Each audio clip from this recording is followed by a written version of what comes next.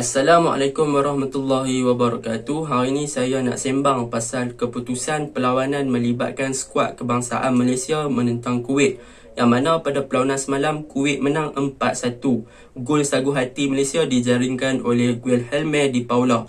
Adakah keputusan ini perlu dibimbangkan oleh rakyat Malaysia, yang mana kita tahu harapan rakyat Malaysia adalah untuk melihat skuad kebangsaan Malaysia melayakkan diri ke Piala Asia dan juga kelayakan pusingan seterusnya Piala Dunia. Bagi saya, keputusan semalam tidak perlu dirisaukan dan tidak perlu dibimbangkan atas beberapa faktor.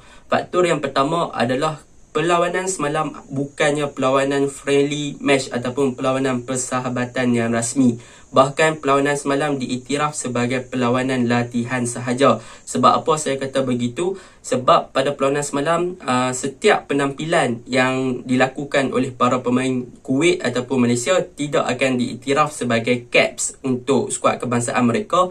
Bahkan gol yang dijaringkan oleh mereka juga tidak akan dikira untuk penampilan antarabangsa. Sebab apa? Sebab semalam hanyalah perlawanan latihan untuk menyesuaikan diri dan juga memberi beberapa peluang kepada para pemain yang tidak mempunyai minit permainan yang cukup. Daripada segi ranking, memang skuad kebangsaan Malaysia tidak akan terjejas langsung sebab perlawanan latihan.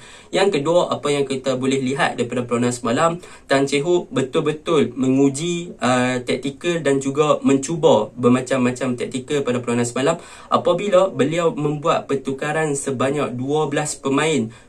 Masuknya minit 77, Tan Chee Ho telah melakukan 12 pertukaran pemain, yang mana sepatutnya kita boleh banggakan dengan keputusan semalam. Sebab untuk first half Malaysia berjaya seimbang dengan Kuwait, iaitu 1-1. Tetapi bila masuknya second half, Tan Chee Ho mula bereksperimen dengan menukar para pemain sehinggalah 12 player yang ditukar di second half. Dan disebabkan pertukaran tersebut, maka sedikit sebanyak dia merencatkan percaturan dan juga taktikal yang ingin diterapkan oleh Tan Chee Ho, yang mana Kuwait berjaya mengatasi Malaysia dengan kedudukan 4-1 di second half sehinggalah tamat perlawanan. Jadi benda tu sedikit sebanyak tak membimbangkan pun. Sebab apa Tan Chee Ho melakukan pertukaran sampai 12 pemain, masuk second half dia tukar sampai 12 pemain? Sebab ini adalah perlawanan pertama skuad kebangsaan Malaysia selama 18 bulan tidak beraksi bersama, ataupun lebih tepat adalah setahun 6 bulan mereka tidak beraksi bersama. Maka Tan Chee Ho ingin mencari ramuan yang terbaik untuk dibawa ketika menentang UAE nanti. Jadi kita boleh lihatlah nanti UAE kesebelasan utama siapa yang bakal diturunkan. Sebab waktu tu Brandon Gunn tidak dapat diturunkan akibat pengutipan 2 kad kuning sebelum ini. Okey, untuk yang seterusnya, adakah perlawanan semalam boleh kita ambil sebagai benchmark untuk skuad kebangsaan Malaysia?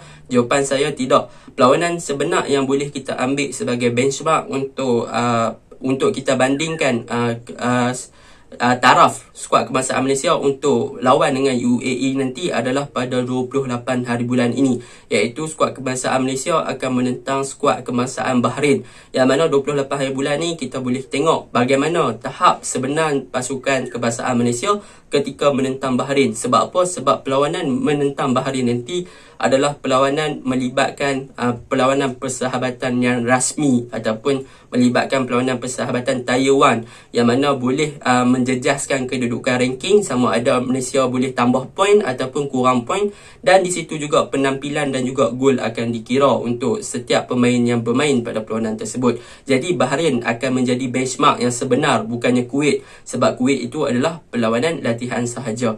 Okey, kita masuk dalam side pada perlawanan semalam. Berdasarkan saya tengok highlight gol-gol yang dijaringkan oleh Kuwait, kebanyakannya daripada 4 gol, 3 gol yang dijaringkan oleh Kuwait adalah disebabkan kelalaian dan juga kelonggaran barisan pertahanan Malaysia, terutamanya di bahagian kiri. Boleh saya katakan first half Kobe Ong memang bermain dengan sangat baik, tetapi dia juga melakukan sedikit kesilapan, iaitu gol pertama Kuwait adalah terhasil disebabkan ruang kosong di bahagian kiri. Bahkan 2 lagi gol yang terhasil di second half adalah di bahagian kiri kiri selepas Kobe Ong keluar, yang mana Kobe Ong digantikan dengan Syahmi Safari. Kita tahu Syahmi Safari bermain di right back dan juga beliau kurang perform di Selangor buat masa sekarang, tetapi Tan Chee Ho cuba menggunakan Syahmi Safari di bahagian kiri dan hasilnya pada peluang semalam boleh kita lihat yang Kuwait berjaya mendominasi bahagian kanan mereka dan juga berjaya penetrate bahagian kiri Malaysia dengan begitu mudah apabila Kobe Ong dikeluarkan pada peluang semalam. Jadi boleh saya katakan semalam Kuwait bermain dengan sangat cemerlang sebab mereka hanya melakukan 5 pertukaran, 4 ke 5 pertukaran sahaja sebab mereka memang dah ready untuk next qualify punya game, tetapi Malaysia menganggap game itu sebagai latihan sahaja, yang mana nanti lawan Bahrain barulah game yang sebenar. Jadi kepada penyokong Malaysia tak perlulah nak risau dengan kekalahan tersebut. Kita tunggu game lawan Bahrain nanti baru kita judge, kita kaji, kita tengok macam mana Tan Chee Ho bawa Malaysia.